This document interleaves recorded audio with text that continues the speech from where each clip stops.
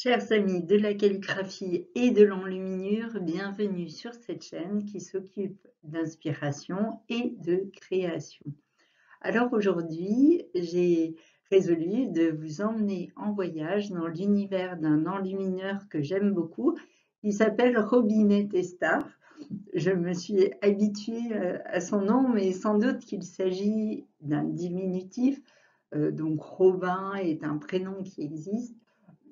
Testard fait penser à la tête. Alors, est-ce qu'il serait particulièrement têtu ou déterminé? En tout cas, c'est ce qu'il me semble quand je regarde ces enluminures. Et alors, le point qui est vraiment à remarquer, c'est sa manière de dessiner les yeux des personnages. Alors, dans l'enluminure présentée ici, les yeux sont trop petits pour les voir, mais je vous en montre immédiatement. Voici donc ce fameux regard où vous voyez que le globe oculaire est vraiment représenté comme une sphère qui est divisée par la paupière, et ce pour tous les personnages. Alors, au moment de la Renaissance, puisque Robinet Testard est un artiste du XVe siècle, on a une représentation des personnages, notamment des nobles, assez spéciale, avec une peau très blanche, et pour les femmes, un front très haut. Mais c'est moins cette physionomie dans l'ensemble que ces yeux globuleux, voilà, qui me plaisent finalement. Donc, Robinet Testard est entré au service de Charles VII, pour qui il a produit un superbe livre d'heures. Mais l'enluminure que vous voyez ici est extraite des héroïdes. Je vous donnerai les liens en fin de vidéo.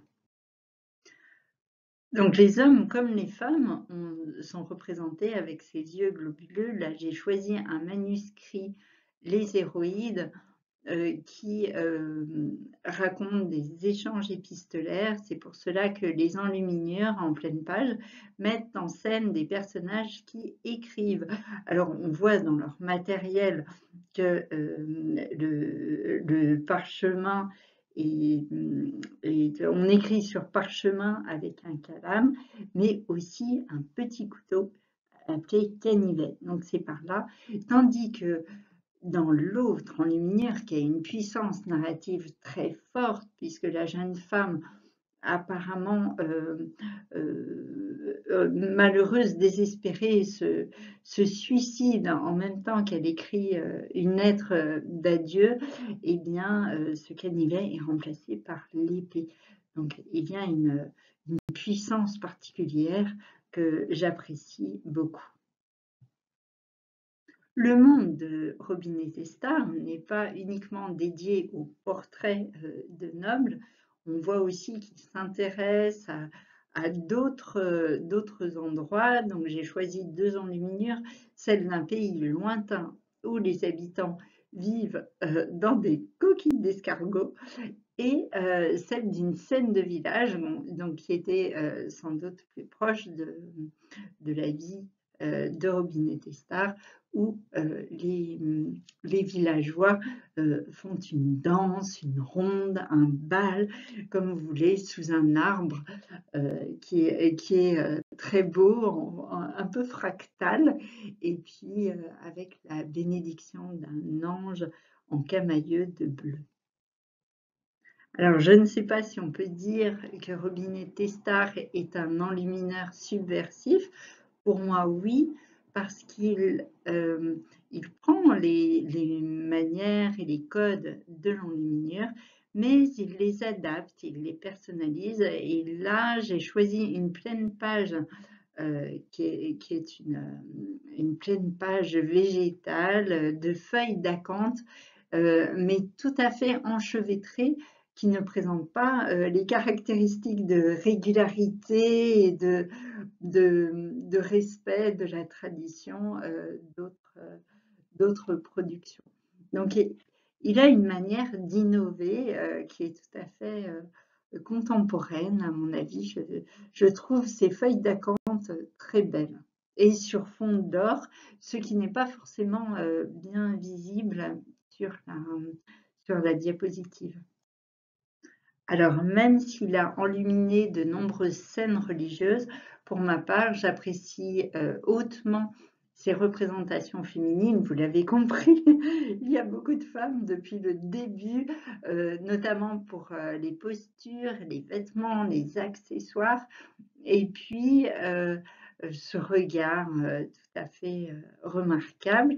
Donc, ces enluminures sont extraites du manuscrit des claires et nobles femmes, qui raconte la vie justement de femmes extraordinaires et remarquables. Et vous voyez dans cette enluminure ici que Robinet Desstars s'est représenté lui-même en train d'offrir ce livre à une cour féminine. Donc c'est fréquent, cela s'appelle une scène de dédicace, ou bien au début du livre, en guise d'introduction, on remet l'ouvrage à son commanditaire. Alors pour terminer, je vous propose l'abécédaire du livre d'heures de Charles VII, où on voit des personnages aux positions gymnastiques qui forment donc les lettres. Tout n'est pas reproduit, mais on voit par exemple le V, le E, le M, le A, le R, le I. Je ne sais pas si vous les reconnaissez. En tout cas, je vais vous donner les liens diapositives suivants, et c'est une source inépuisable d'inspiration que de regarder, de contempler, de se laisser emporter dans l'univers de Robinet Desstars. Alors, merci d'avoir suivi ce voyage dans un univers qui est à la fois proche et lointain, à mon avis en tout cas. J'espère qu'il vous aura donné envie de vous plonger davantage dans ces œuvres et surtout de créer vos propres enluminures avec de la fantaisie, du style et beaucoup d'imaginaire. Donc prenez soin de vous, vive la calligraphie, vive l'enluminure et à très bientôt. Au revoir.